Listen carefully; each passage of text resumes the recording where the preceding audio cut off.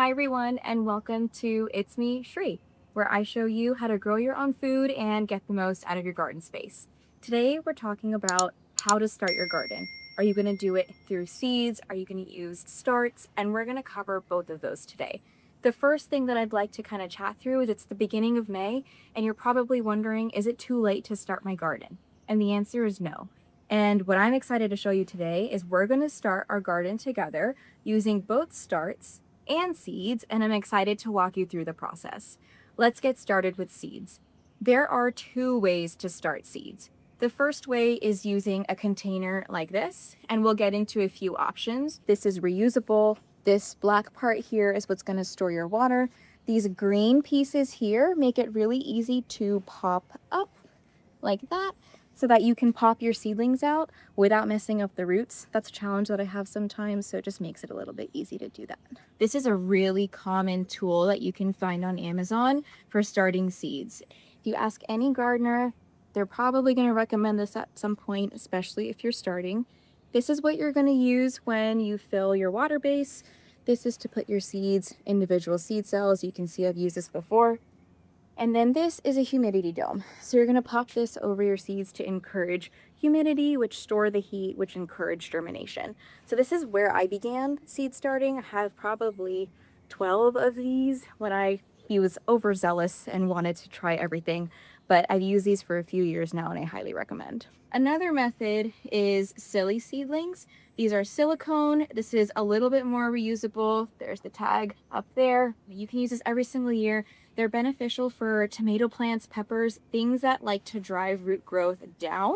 So that way when you transplant them, they have a stronger root area surface for successful transplantation. So this is another option that you could go with. The other way is to simply direct sow them right into the soil itself. If we're talking beginning of May, we're probably leaning towards direct sowing. You're going to start seeds about 2 months before the actual plant date. So if it's May, ideally you were starting those seeds in cells like this in March. We're a little past that time now. So we're going to focus on direct sowing seeds and planting starts just like this.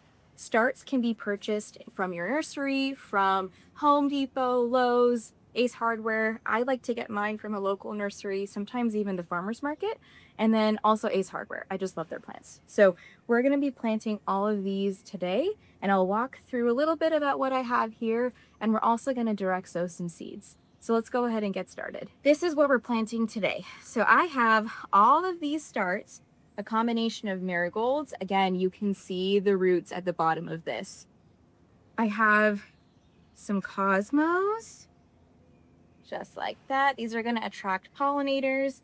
And then I have a variety of tomatoes, some dill, which is an excellent herb and filler plant. It's going to attract those beneficial insects that help pollinate your existing plants around it.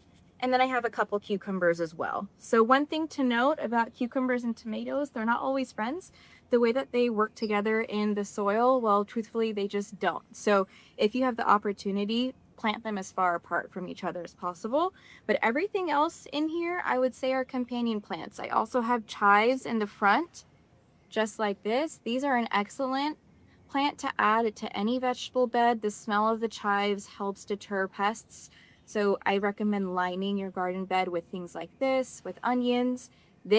Everything in here is going to make a wonderful selection of plants. One thing that I recommend is if you are going to start from starts, wait till about now. The established plants are ready to go into the ground and they're going to start doing well. They're going to start fruiting. You can see the flowers here too. And you're going to feel really good about yourself. So I'm going to go ahead and get this in the ground. Come along with me because I want to do it with you too. So the first thing I'm going to do is I'm going to take my chives. So we're going to fill our bed up with these chives along the edge, just like that. And you might see this trellis here. This is where we're going to direct sow some bean seeds. So I'm going to go ahead and get some bush beans. I'll show you what those look like here planted. We're going to do it together along the sides of the front where my chives are, and then along the trellis on the right. These are my bush beans. They look like this. Little white bush beans, super cute. And this is what we're going to direct sow into the ground. I planted some a week and a half ago. Let me show you what those look like. These are what those bush beans look like after about a week and a half. So I planted these directly into the soil, just like we did in the other raised bed. And you can see how gorgeous they look. Here's one of his little buddies next to him as well. These beans have their true leaves already. So the true leaves are these two right here.